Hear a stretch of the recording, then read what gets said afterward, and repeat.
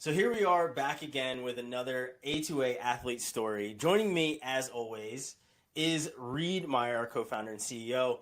And today when Reid joins me, he's actually going to be asking the questions. We've done a ton of stories. We've talked to a good amount of people. And now they're turning the tides on me.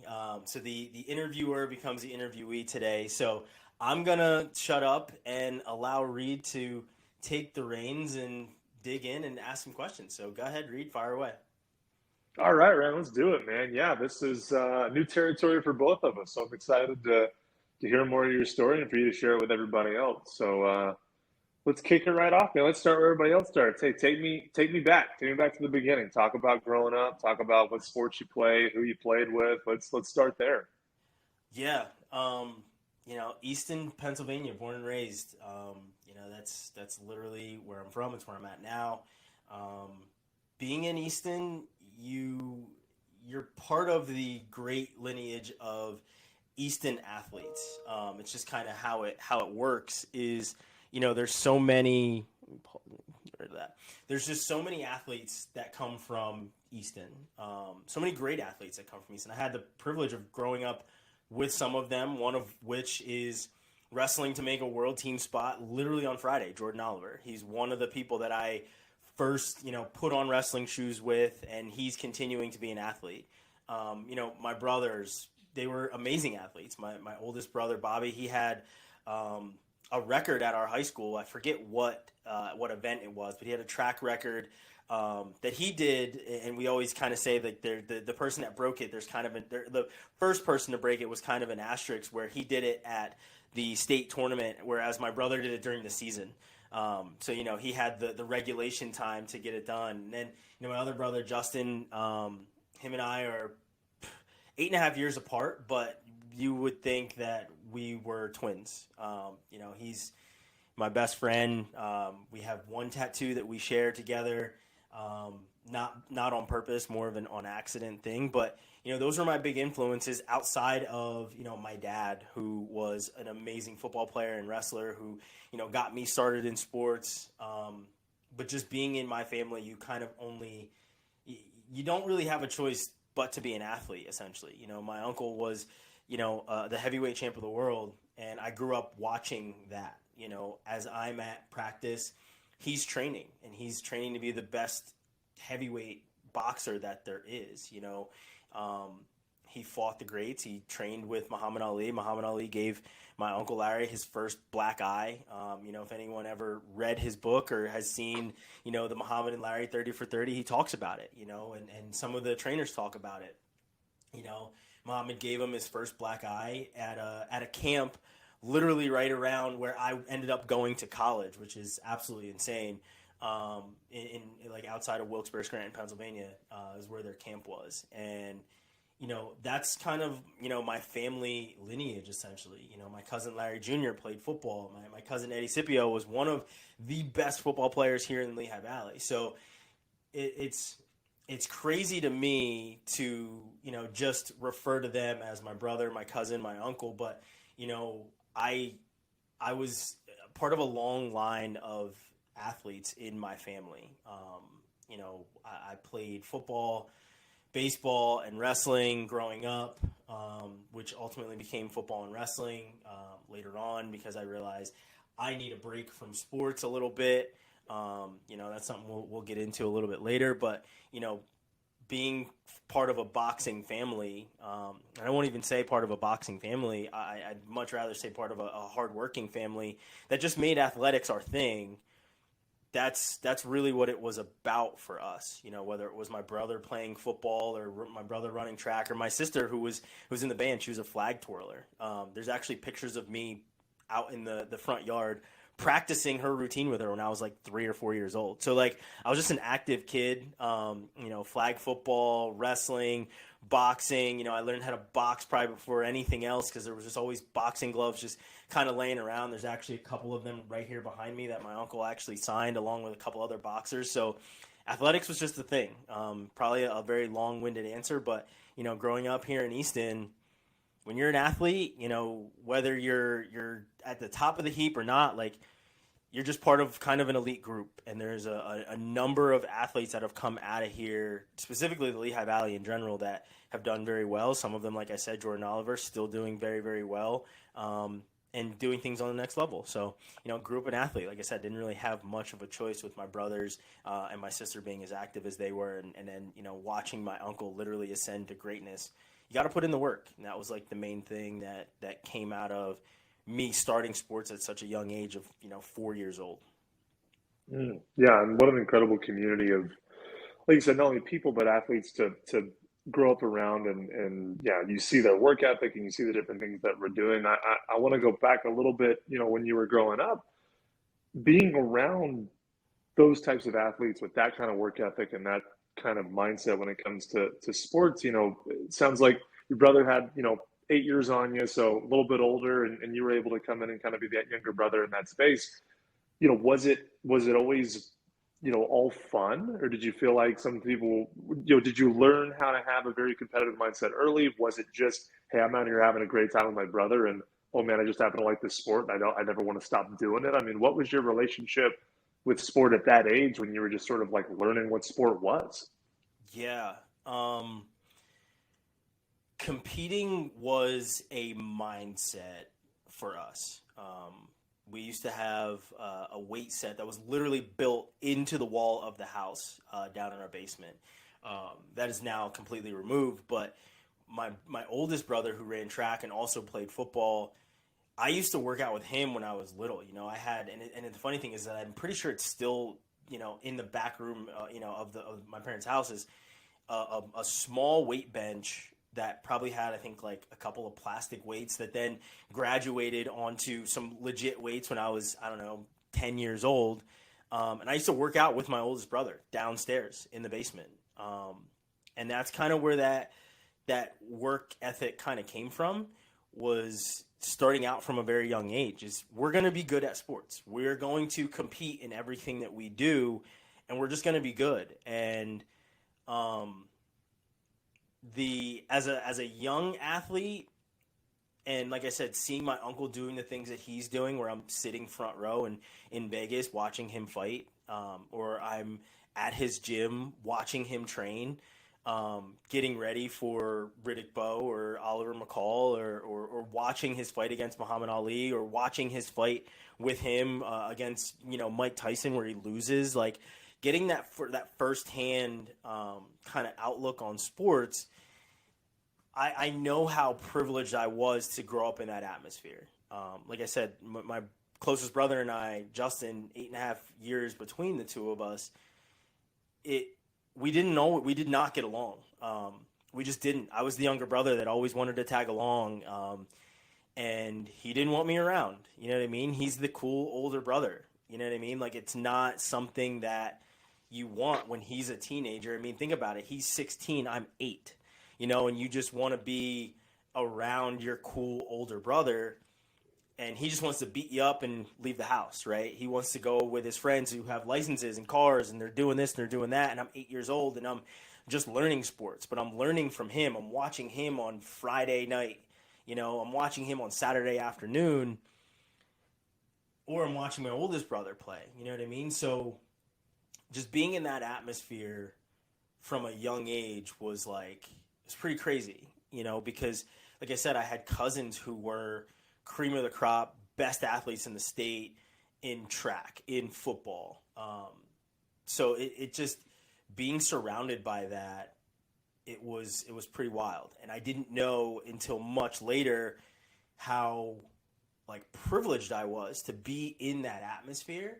But it was a big deal, and it was always a big deal, and it became a big deal when my brother Justin went off to college. He went off to Wilkes University, which I ultimately went and played football at for the same coach as well. But it was when he left and then he came back that we truly became like really good friends. And that's when I started picking up the weights again. And him, as well as my cousin Larry Jr., we were in the gym, and they truly, like, as much as I thought I was doing something with my oldest brother Bobby, when I was down in the basement lifting play school weights, it really wasn't anything, right? So, while I learned some fundamental things as a 6 or 7 or 8 year old, I really learned that to turn on that switch and to go into the gym and do that hard work when it came to lifting weights with my brother Justin and my cousin Larry. And they did not take it easy on me. My uncle Larry did not take it easy on me when it came to putting on gloves and hitting the bag when I was little. So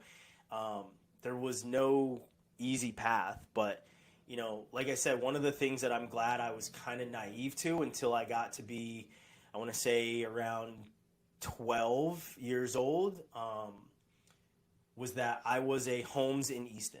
And for people that don't really understand what that means, it's like,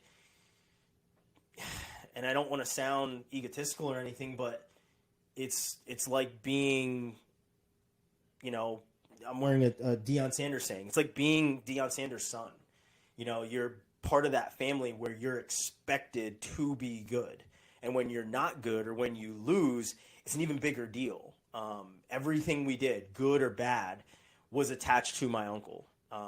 And that's the thing that kind of sucked, because it was like, you know, nephew of. You were always the nephew of. So, like, I became driven to live up to that name from a very young age, and didn't realize, like, how much of a shadow was being cast until much later. But like I said, it was a crazy atmosphere to grow up in. You know, I'm sure we'll get into it a little bit more, but it was privilege, but it was hard. It was really tough, and I don't think a lot of people around realized how hard it was being the nephew of a professional athlete, doing things on the most grand of levels. You know, he'd come back with a belt. You know, we're surrounded by championship belts when we're eating Thanksgiving dinner. But it was an expectation, and we just knew we were going to be good. We knew we were going to excel, and that we were going to be a name that you heard over the loudspeaker. Mm.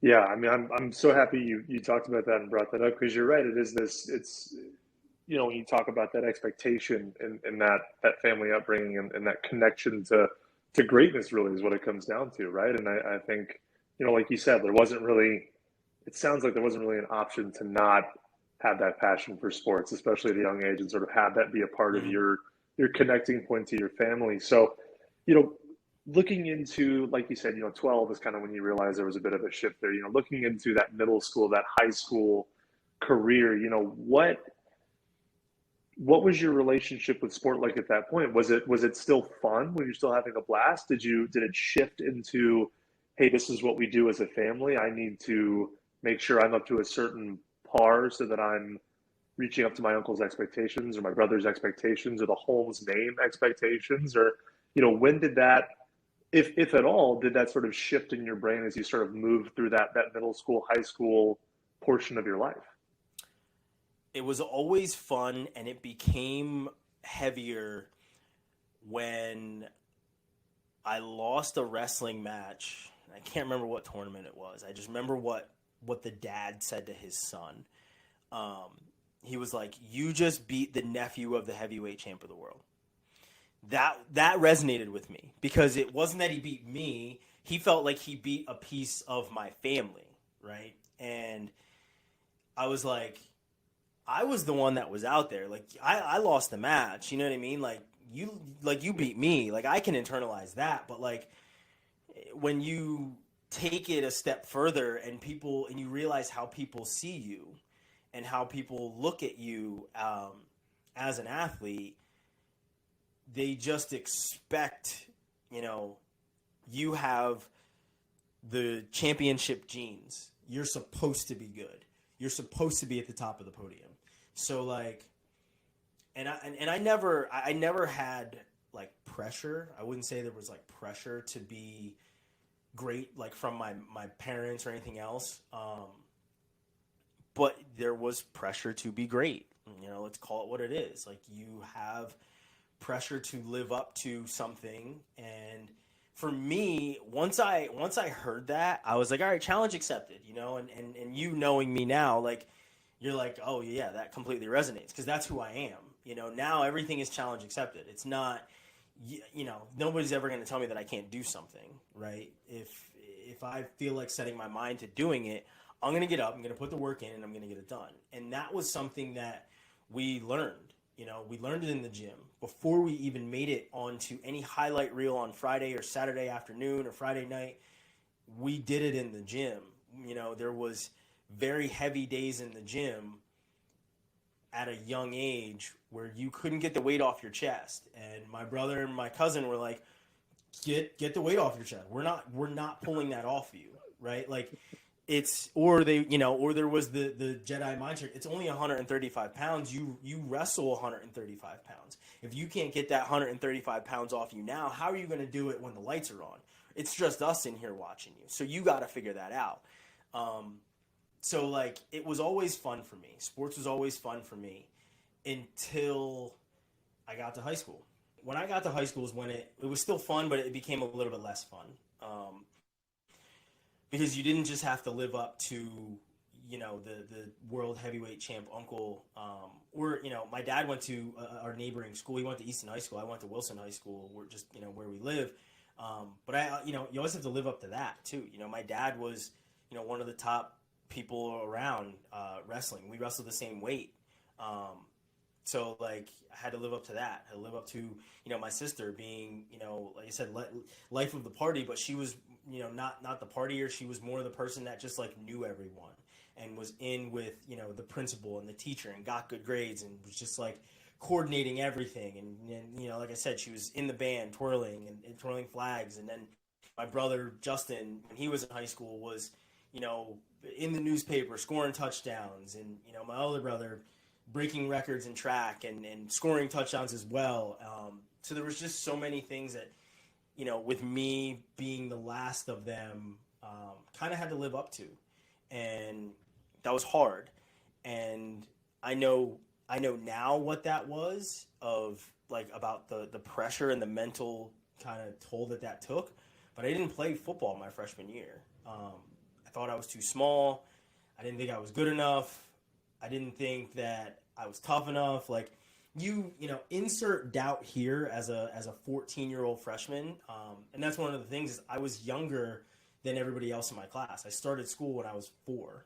So I was 4 turning 5 in kindergarten. So, when most kids are 5 turning 6, I was 4 turning 5. So that started to catch up to me a little bit when I was a freshman. And nowadays, parents are holding their kids back. My dad was like, you can spell, you can read, you can write, go to school, right? So that was kind of one of the things that they did. So, like I said, when I got to high school, when it came to football, I was like, man, there's no weight classes out there. If I get hit by a really big dude, I get hit by a really big dude. And that, there was doubt in my mind. And like I said, not only that, I had to live up to being a Holmes. It's really hard to do. But I wrestled. I stopped playing baseball. My freshman year was the last time that I played baseball for my school. I ended up playing like club in the summer and stuff like that, but I did not play baseball for the high school team. And then that next year, I had talked to the football coach. Like I said, I played football up until 8th grade. 9th grade is probably the only year that I had skipped. And he said, come on for the team. Let's go. And I had wrestling teammates that were also football players, and they were like, why aren't you playing? Like, let's go. So that next year I played and had a ton of fun. And it kind of restored the fun, but you felt the expectation coming back because my brother was playing at Wilkes. Like I said, the school that I ended up going to. So I knew that, and he had, letters coming to the house when he's getting recruited. I remember watching that. And I'm like, oh, I want that. I want those letters. I want to be able to say that so-and-so is recruiting me. And I obviously had that D1 or bust type of mentality because, I saw my brother going D3 and I was like, that's okay. Like, it's cool. Like, he's playing college football. And that's what I knew. He's playing college football. But I was like, man, I want to be even better. I want to be the best. Not to say that the best athletes come out of Division I schools because I played with guys that probably play professional football and seen plenty of Division III athletes go on to play professionally. But I just was competitive in that I wanted to be the next. I wanted to do great things. And that was kind of where my mentality went. So like, it stopped being fun. It became more fun. But then the spotlight is on you. And when the spotlight's on, it's hot. And how are you going to respond? Are you going to, you're going to go into your shell, or you're going to come out, you're going to thrive, you're going to do these really great things. And I will never say that I was the best athlete. I wasn't the best football player. I wasn't the best baseball player. I was really good at the sports that I played, enough that I got, and I'll never forget, 2 Division I letters, one of which was from Columbia for wrestling. And if I would have known I was going to be a journalist, I would have sprinted to the Columbia Journalism School. But at that point, I had no idea what I wanted to do.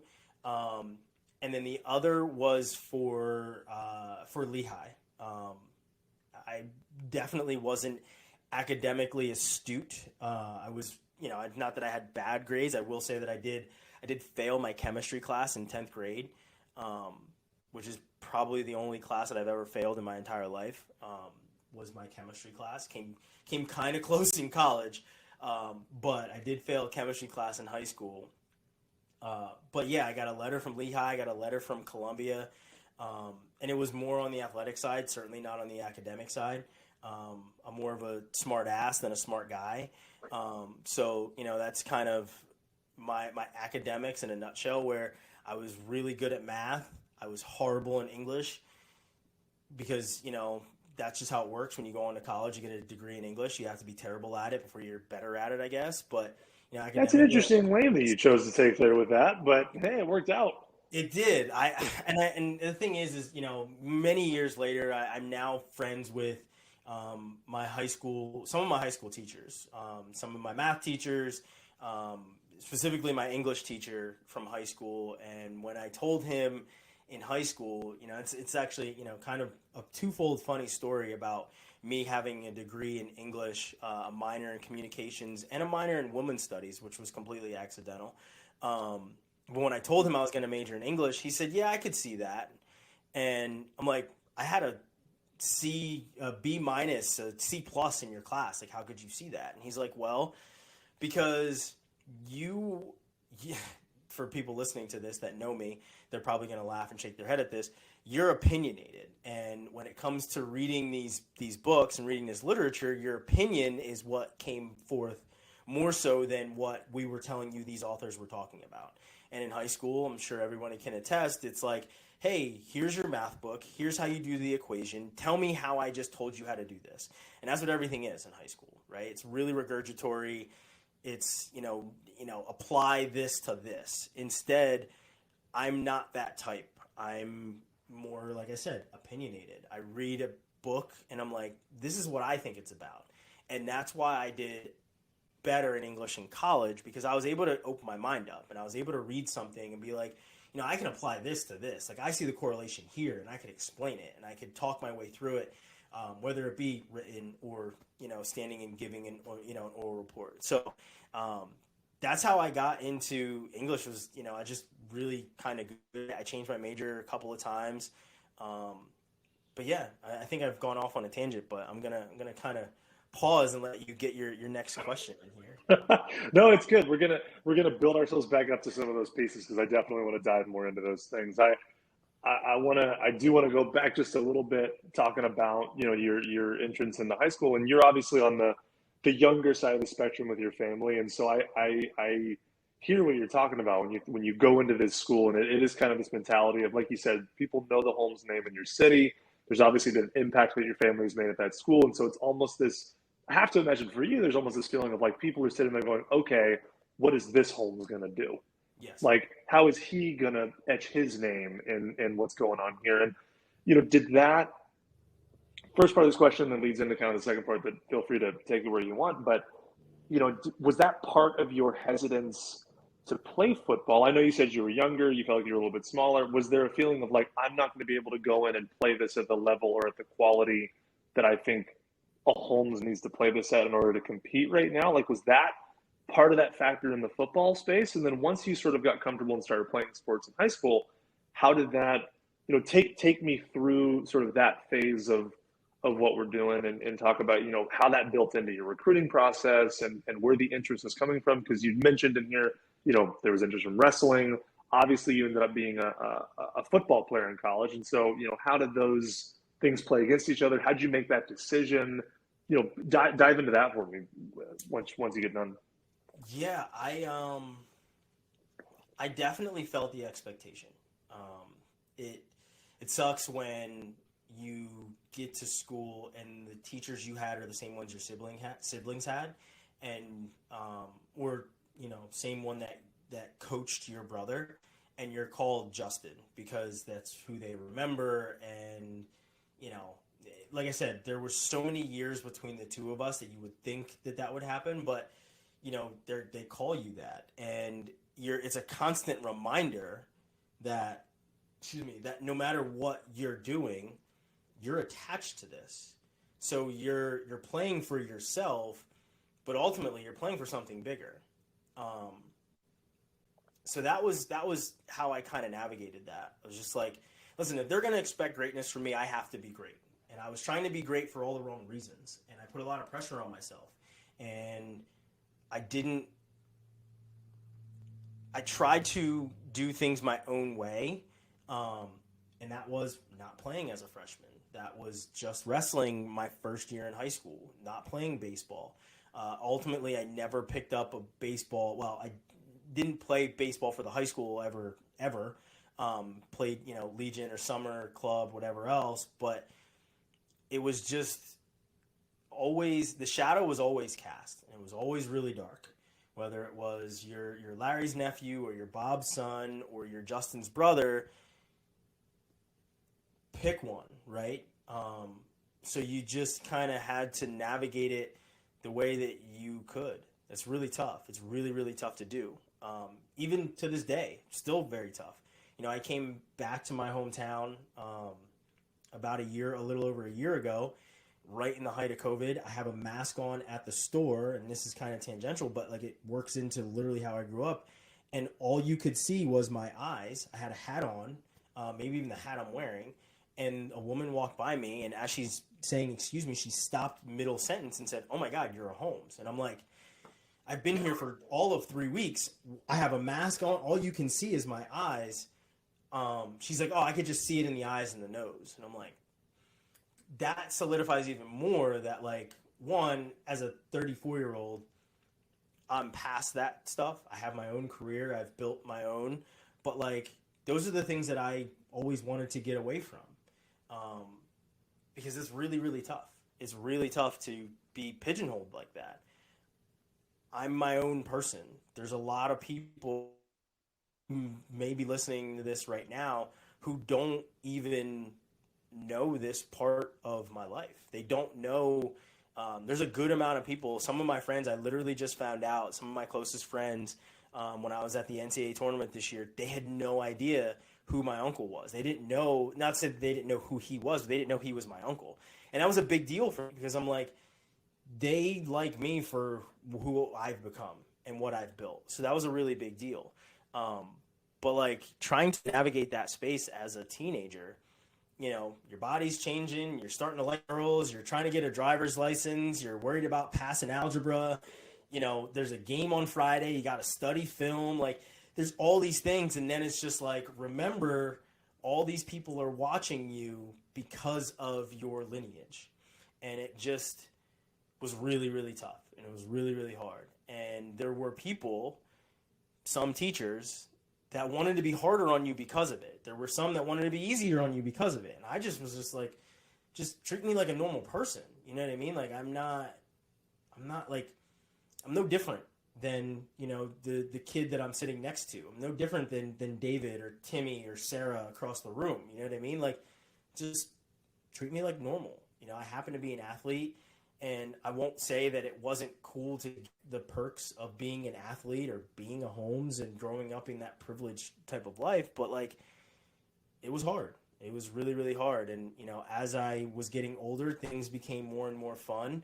I had an amazing coach who to this day I'm still friends with and I still call coach. Like, there's that meme of when you make an impact in an athlete's life, you're coach for life. If you don't, they will not call you coach when you see them again. And the man that made like a huge impact on me was Coach Dave Kroll.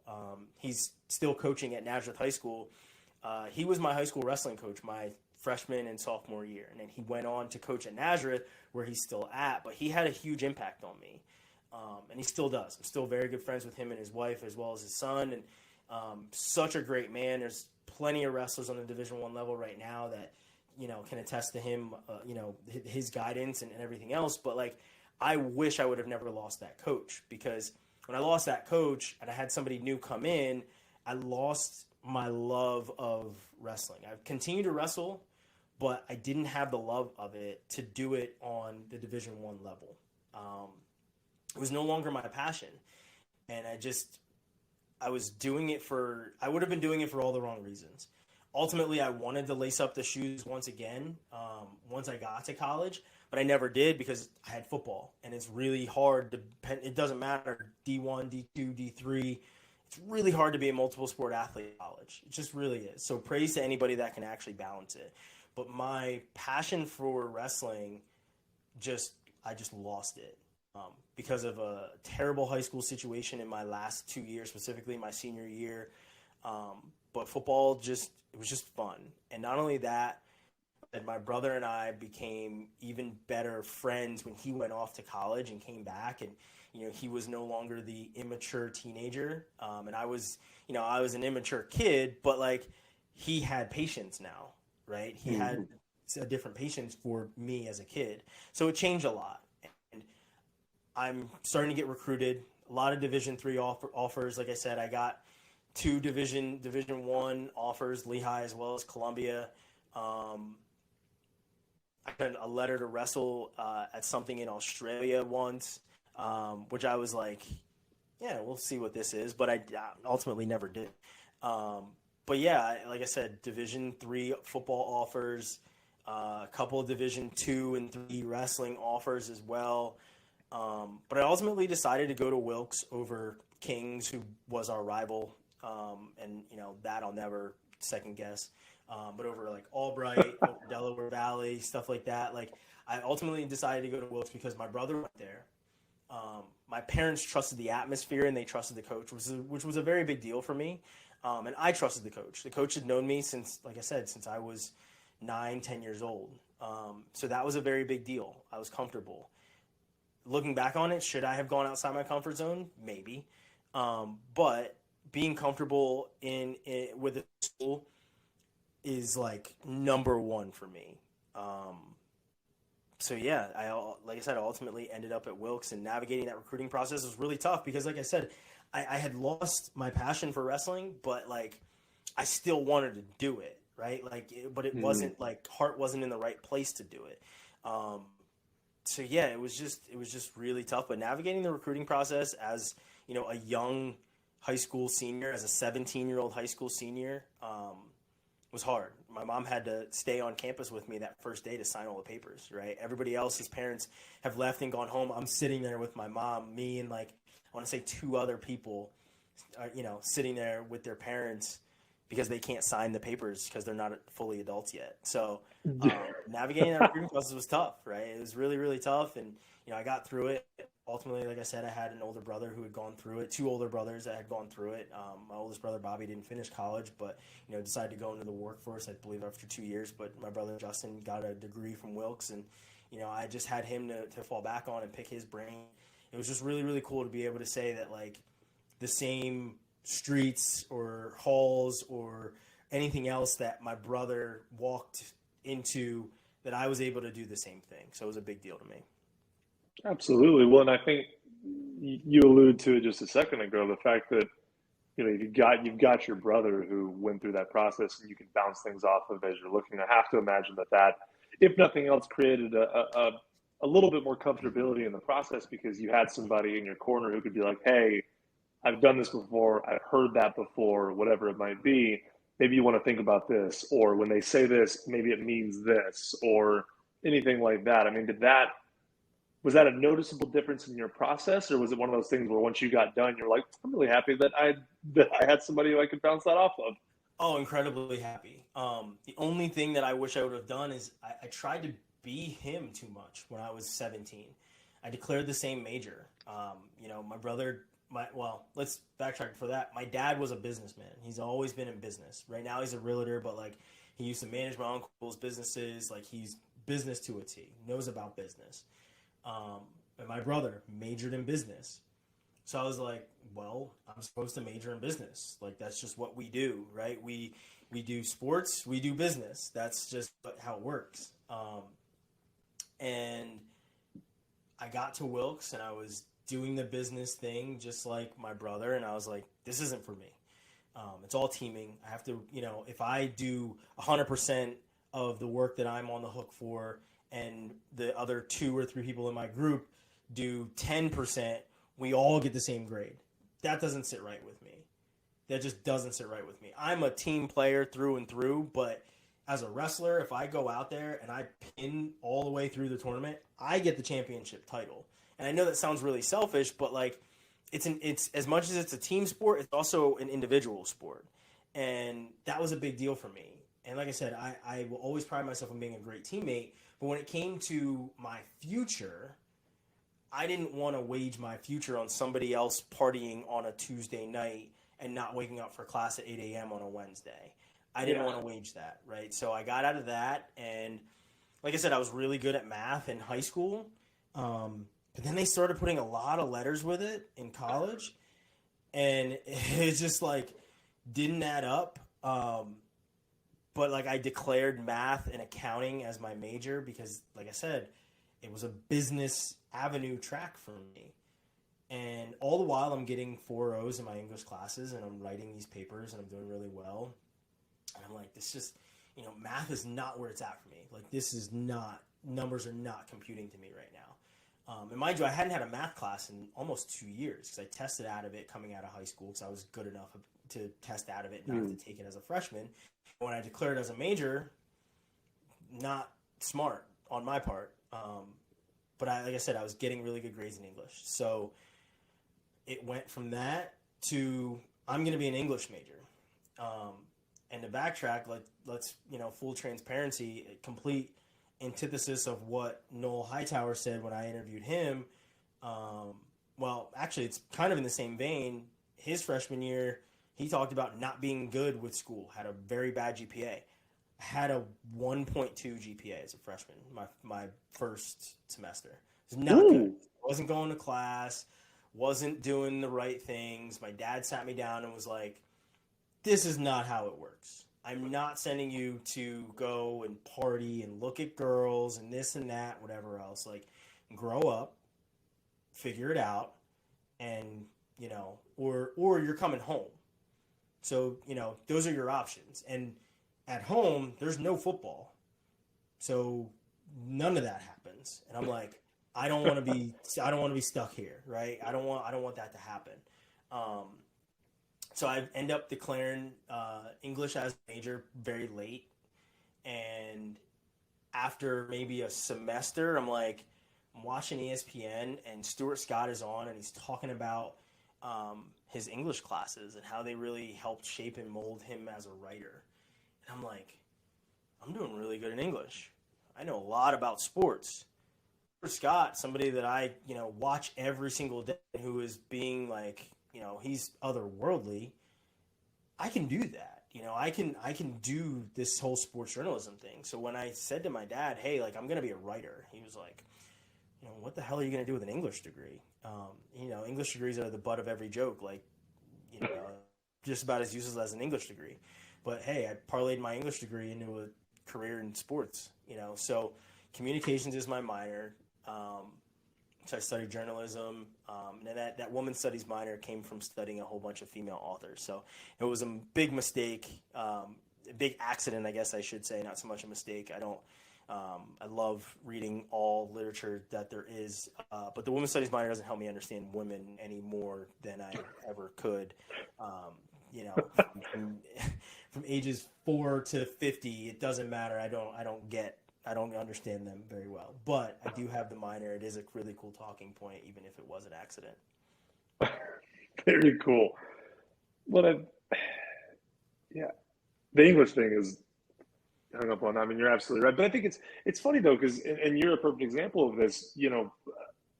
I think the reason that some of those jokes in the liberal arts world or whatever it might be, or some of those degrees sort of become that is because you go into it without maybe a passion or a direction, right? I think that, you found somebody that you looked up to, you found a career pathway that you were excited about, and you said, okay, how can my current situation get me there? And you took the classes and you were in the space that allows you to do that.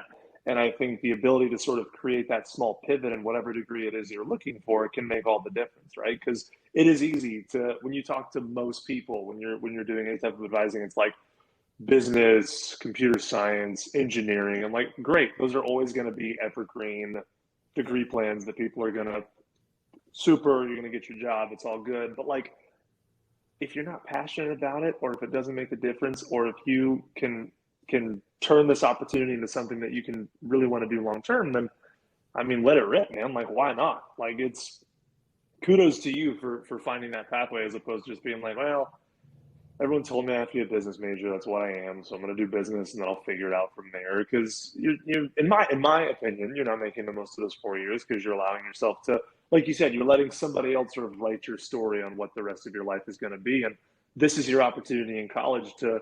Those are your 3 to 5 years, man. However long you're in there, like, that's your opportunity. You get to find out who you are, become who you want to be, set yourself up to be in positions that you want to move on to the next level. So I think I mean, kudos to you for getting an English degree as opposed to just staying in the business world and deciding that's what everyone tells me I should do, so I should do it. So I think I'm spin zoning that. I think it's a good move. I think it's a good lesson on sticking to your guns and doing something you should do. Um, Yeah, I took the hard route to get there, but right there. keep it interesting. We'll go with that. Yeah. So talk to me about, so obviously, first semester and first year in 1.2, you said is what the One point, it GPA was ugly. was. It was ugly. So it was we had a rough intro to college, I think is a fair way to put it. Oh Tell yeah. me tell me how we got out of that and how we sort of moved throughout the college experience as a football player. Was football sort of your, it sounds like maybe an underlying motivating factor of like, I've got to do these things so that I can stay here and keep playing football. Is that what it always was? Or did it shift out of that as you got more involved in the school? There were two things that shifted that. One was my father, a Bob Holmes scared straight sort of conversation of sitting in the living room and saying, no, this is not how it's going to work, um, in so many words. And, and then the other was coming home to one of those really brutal workouts with my brother and my cousin. And, I was no longer a 13, 14-year old. So um, the workout, while I used to think they were brutal, 15-year-old kid had nothing on this. And it was like, you need to be great. You're not going to go to school and you're not going to put up numbers like that. Um, that's not like the first number you ever need to worry about before it's the number on your jersey. It's the number on your test. Um, and that was what my brother, more so than anything, really like drove home for me. And I mean, he just beat me up in a workout. That was really what it was. And it changes how you think, because I think I'm, the greatest thing since sliced bread. Like, I may not be playing as a freshman, and I didn't expect to play as a freshman, even though I probably should have, because if I'm doing all the things that my brother did, my brother started all 4 years. I did not. Um, so if I'm competing with him, check mark in his favor, right? But it's not a competition. So, while it's more so just trying to do the things that he did because I knew that he did a great job. Um, but yeah, it was a brutal sit down talk with my dad, and it was a brutal workout at my uncle's gym, or I think it's at my uncle's house where he now has a gym, where the weights just kept getting heavier and the sun kept getting hotter because we were working out outside and there was no let up, and it was just like, no, you're gonna run, you're gonna go, and and then the like I said, we had the same coach, so whether or not my brother picked up the phone and called Coach Sheptalk and was like, hey, don't worry about that. It's handled. Maybe he did that. Maybe he didn't. I have no idea. But those were the two things that really did it for me. And it put me on the right path. And ultimately, I graduated with like a 3.3 or something like that. Turn that around. I don't remember from freshman year to senior year. I don't remember what the final number was. I remember that 1.2 because it was brutal. And I had to really suck it up. So, but I mean, athletically, yeah, like it was a motivating factor for me. I wanted to be on the field. I wanted to play. I needed to be on the field.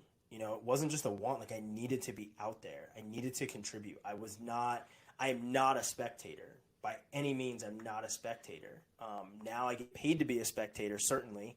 But at that stage in my career, I was not a spectator. I am here to be out on that field. You are supposed to hear my name being called. I'm going to contribute to this team. And that was a big thing for me. And I made sure that, I was handling it in the classroom and I was handling it on the field and in the gym. I won't say that I didn't party. I had a ton of fun with my friends, some of which I just saw this past weekend at my godson's birthday party. But we just made it work. When we got older, when me and my roommates got older, a lot of it was accountability. Oh, you're going to a party instead of going to the library, you have a final tomorrow. Like, take your ass to bed. You know what I mean? So, and there wasn't too many of those conversations. I think there was one or two where I was like, man, like I just need a break. I want to just go out and have fun and not think about this. But it was just like, this is what your priorities are. This is what the next stage of your life is going to look like. Either you're going to, go out and party, or you're going to get to work and you're going to, keep driving it home. So, I had a really good circle, whether it was on campus or at home. I had a really good circle that really pulled me out of that 1.2, and ultimately, I have my degree in English and communications, and standing here now. I dig it, man. It warms my heart to hear a former college athlete put some sense into a current college athlete. I feel like that speaks very philosophically to what we're trying to do here. So that's pretty awesome. And I think, too, the fact that football was a motivating factor for you to sort of keep things going in college or shift things in a positive direction in college. Sounds like that then built into a desire to just expect more from yourself in college and in different aspects of your life. And I think for a lot of kids that go in and are thinking about doing sports, it's okay if that's your motivating factor. Like if that's what's keeping you in the classroom and that's what's keeping you from partying every single night, as opposed to maybe, just on some weekends and things like that, man, that's great. Like whatever you need to do to get in there and find that motivation to keep going and keep pushing forward in that degree plan, I think it is valid. I think, having something you're excited about in the classroom definitely makes a difference. Having people in your circle that can help you stay, in a rational, motivated space is always helpful. There's these pieces that you have to build up over the course of college, but man, when you're getting there, if that coach is, hey, I love this sport and I want to do everything I can to keep playing this sport, use it as fire to keep doing things. I mean, that's a great testament to that mentality to sort of get yourself to where you want to go. So I don't want to be a spoiler alert here, but I don't believe you were drafted in the NFL after your career. So tell me what happens when life tells you it's time to be a spectator, or tries to tell you it's time to be a spectator, I guess I should say. Yeah. What happens next? Yeah, those motivating factors in college, they were tremendous. And before I even get there, like we were really good in college. We ended up winning a title. I think the championship ring is right back here behind me. That's actually the last helmet that I put on right there. It's my helmet for 4 years, but we were really good. So that's why I wanted to really contribute to being a really good team. And now we're part of the Wilkes Hall of Fame, and that was really good. And when things start to wind down, and you start to think of what's the next phase, and you're looking at internships, and I interned with an arena football team, which I contemplated playing for at one time. I was like, hey, maybe arena football is where it's at for me. But then, as the sports intern, as sports writing intern for the Wilkes-Barre Scranton Pioneers, there was an Arena 2 football team during that year. Nice. I watched practice and I watched games and I watched a guy get thrown over the wall into the crowd. And I was like, I'm good up here watching the game. So that was kind of the motivating factor for me, was like, maybe it's time for you to just like stop with football. Excuse me. So it was hard to stop being an athlete. I'll always identify as an athlete. And then after college, I came home. I worked in sports marketing for 8 months. And I moved to Myrtle Beach for a girl. Stupidly. I mean, wisely, but stupidly. Hindsight 2020, I moved for the wrong reason, but I had a tremendous time. I ended up coaching wrestling at Sockasty High School, home of Hunter Renfro, who is now playing for the Raiders. And, he was the quarterback there, so I got a chance to watch him as a quarterback in high school firsthand. Kid's amazing student of the game. He's going to be an amazing coach someday. He's definitely going to be in the NFL. Amazing athlete. The fact that I got a chance to watch him was great. But I was coaching wrestling in Myrtle Beach, South Carolina, living on the beach for a year. And then I got the call to move home and work as a sports writer. And as I'm coaching, before I moved back home, and I'm coaching and I'm wrestling and I'm 22 and I'm wrestling with these high school kids and I'm not getting tired and I feel good, I'm like, yeah, competitive fire is not out. It's not gone. Not by any stretch of the imagination. So when I get home, I start thinking, what can I do? And I'm like, I don't think that wrestling is my path. And at this point, there's no regional training centers like there are now. Guys aren't really doing it to the next level the way that we see it now in wrestling. So I'm just like trying to figure it out. And I'm like, MMA is huge. And the UFC makes it look amazing. And I know guys that are, have fought in the UFC and guys that are fighting for Bellator right now. Those productions are great. They look amazing. But it's a hard road. It's a really hard road. But I started doing MMA, and I was doing MMA, and I was a sports writer for the newspaper all at the same time. So, guys like Darian Cruz, who was in high school at that point, before he went off to college at Lehigh, and guys like Mason Beckman, who was at Lehigh, I was putting in work. I was training essentially alongside of these guys, guys at Freedom, and I was cutting weight for fights as well as covering them, at tournaments. And, I'd show up and I was fighting at 155 pounds. I was, 50 pounds less than what I am right now. And I was fighting and I was covering sports, sometimes in the same week. I would have a tournament to cover, and then 2 days later I'd have to weigh in for my fight. And, I just was balancing. It was a balance act. So I was doing that, and I fought for 4 years. I was 4-2 in MMA, and sometimes I'm like, man, I wish I would have gotten into the ring. I wish I would have boxed a little bit more. The other day, literally yesterday, I was out for a run, and I was like, I should take another fight. I should box. Stupid me, just stupid old competitiveness in the back of my mind of like, I need something to train for, right? But like, that's what I was doing. I was fighting, and you're not making any money on low level promotions. My last 2 fights lasted a total of a minute, and I was 1-1 in those fights. I got knocked out in about 25 seconds.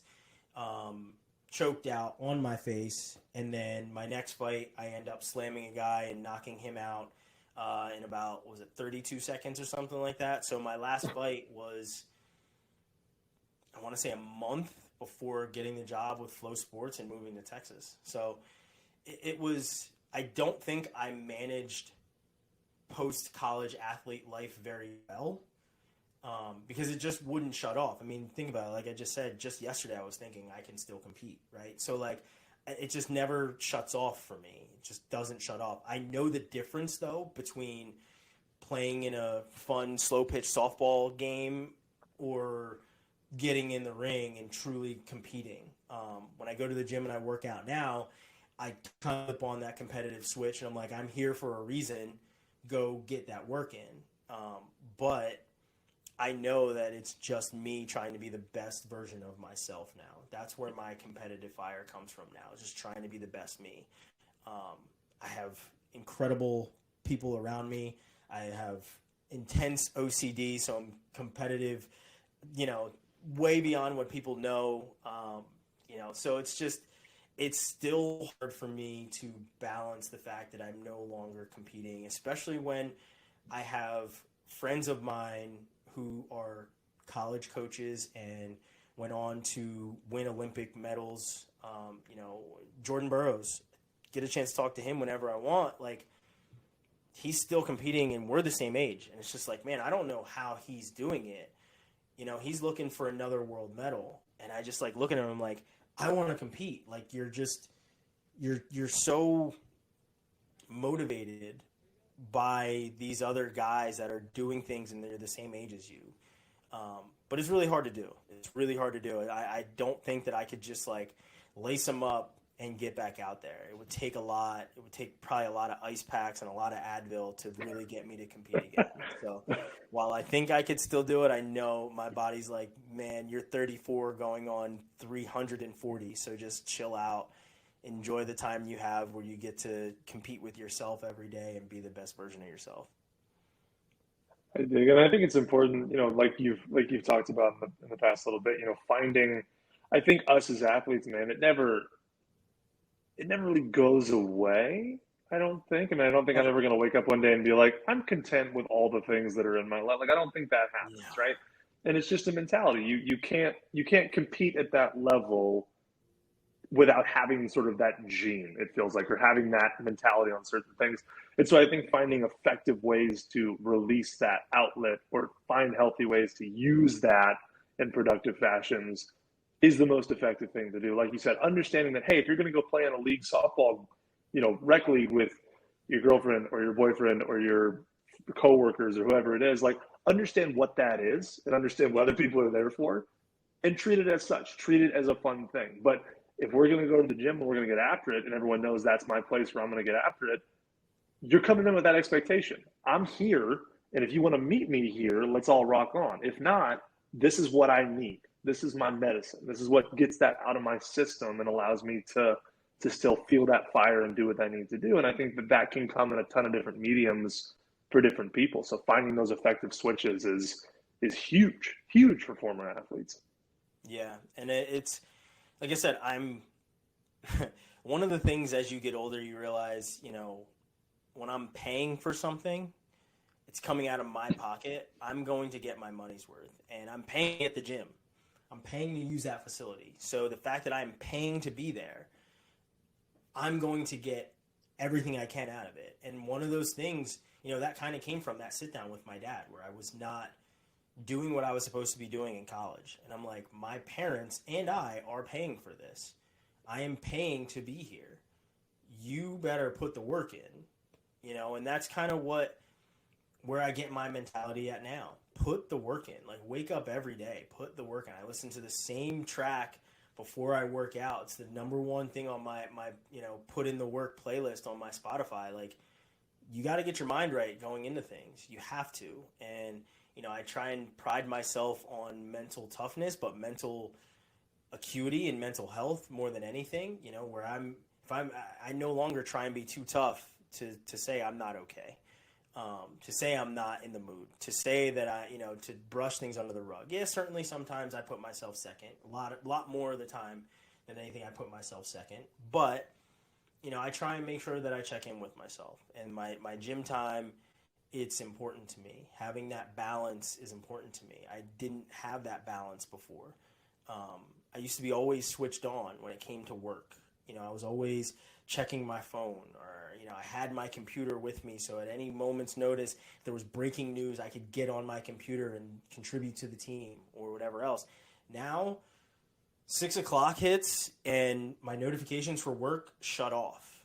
automatically. I have that set on my phone. I don't want to be bothered with it till tomorrow. You had me all day. You'll get the next 8 or 9 hours of me tomorrow.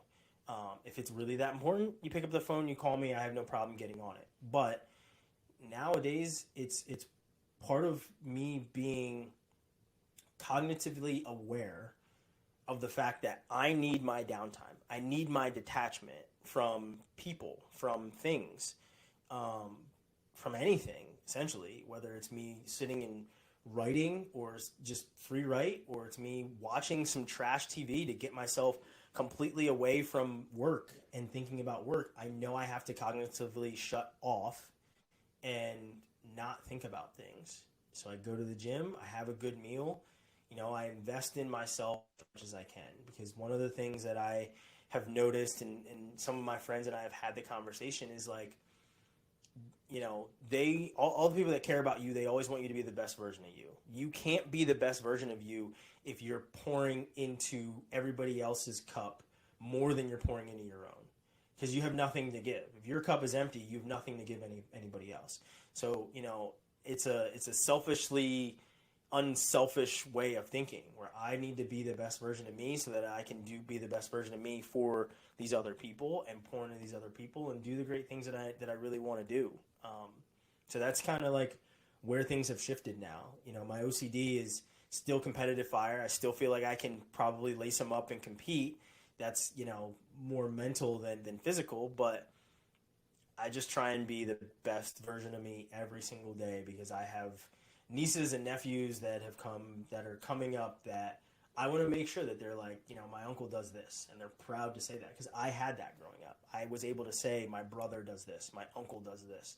So, that's a full circle kind of a look, where I want to be the person that, my nieces and nephews are like, my uncle is, he's on ESPN, like, I'm able to do this, I'm able to do that, and that's very important to me. I love it, man. I may have wished I asked this question 4 minutes ago, because I think you just gave such an awesome answer to what I want to end this on. But in the effort of what we do in these stories, leaving your mark on the next generation, doing what you can to help. I feel like you've given me 6 of these in the last 5 minutes, and so feel free to pick one if that's what you like to do, or come up with one more lasting piece of knowledge for us. But looking back at whether it's talking to yourself, whether it's talking to the next generation of student athletes, what's something that those kids can hear, take away, apply to what they're doing now, that's going to help prepare them for the next phase of their life, whether that be college, career, or beyond? The one thing that, maybe 2 things. One of them is tattooed on my chest, and it says, "What we do in life echoes in eternity." It's from the movie Gladiator, but like it's infinite, right? Like, leave your impact on the world. And what goes into that is, the other thing I tell myself every day is, just be you. It's the only thing you do perfectly. No one is perfect, but the only thing you truly do perfectly is being yourself. No one can take that away from you. There's no impersonator in the world that can be a better version of you than you. You are, that's the only thing you're an expert in, is who you are. Some people are still struggling to figure that out, but you still know more about you than anyone else. So yeah, like that's my advice when you go into anything. You're going to be an athlete, be exactly who you are. I don't care if you're celebrating at the 10-yard line. Make sure you score, but I don't care if you're celebrating a touchdown, right? I don't care if you're bat flipping a home run. Be authentically you, because that's what everybody is going to gravitate to. When you're being a jackass and you're disrupting things, people don't gravitate to that. It may, get you a lot of clicks on Instagram, or a lot of likes on Instagram, or, retweets, or people might like things on Facebook. Like, yeah, because people love disaster, and they like it when they feel like they're better than somebody else. But people truly gravitate towards confidence and greatness. And the only thing you can ever do confidently and perfectly is being who you are. And you should do it unapologetically. I don't apologize for being who I am. I don't apologize for saying, no, I don't want to do that, or anything else. Like, know who you are, be where your feet are at all times, Just enjoy your moments. And if you do that, success will certainly come, and if it's something that you're interested in, put your all into it. I know I'm probably giving a whole bunch of like cliches right now, but like it's kind of like how I try and start my day is like you woke up on purpose. There's a reason that you woke up. If you weren't supposed to be here, you wouldn't be here. So be who you are, be unapologetic about it, and just, make sure you're always having fun. It's not going to happen 100% of the time. Sometimes you're going to feel out of place. Sometimes you're going to feel, that imposter syndrome, which I'll be honest, I feel almost every day. It's really hard, but you overcome it, right? It's just, you're like, am I truly supposed to be doing this? So it's really hard, but you can get the job done. Be confident in who you are, because that's why people want to be around you. So and that's why people gravitate towards the person that you are, is because you do that perfectly. It's the only thing that we do absolutely perfectly, and it's just be you. I love it. I'm going to say no more things because that does not need to be edited on by any means. So, Ryan, I appreciate it, man. It was fun to flip the seats a little bit today and talk to you and learn more about your story. We talked about it earlier, man. I've heard pieces, I've heard bits, I've heard chapters in different phases and whatnot, but it was a blast to hear it all sort of in one fell swoop, man. And yeah, growing up, with this name, growing up in this environment, growing up and doing what you did, it's an absolute blast to listen to and to follow that story. So thank you so much for sharing that with us today. Yeah, it's I didn't take the easy route being a Holmes and getting into sports, but I'd say I charted my own path to the point where the people that I'm around, they don't know the full story. They don't care. They know who I am because, like I said, I'm unapologetically me, and it's all I can ever truly do. So if I can keep people gravitating towards my orbit by just being who I am, I'm happy. I am one of those people, so I can attest to that. Appreciate it. I love it, Ryan. Thanks so much, man. It was a blast.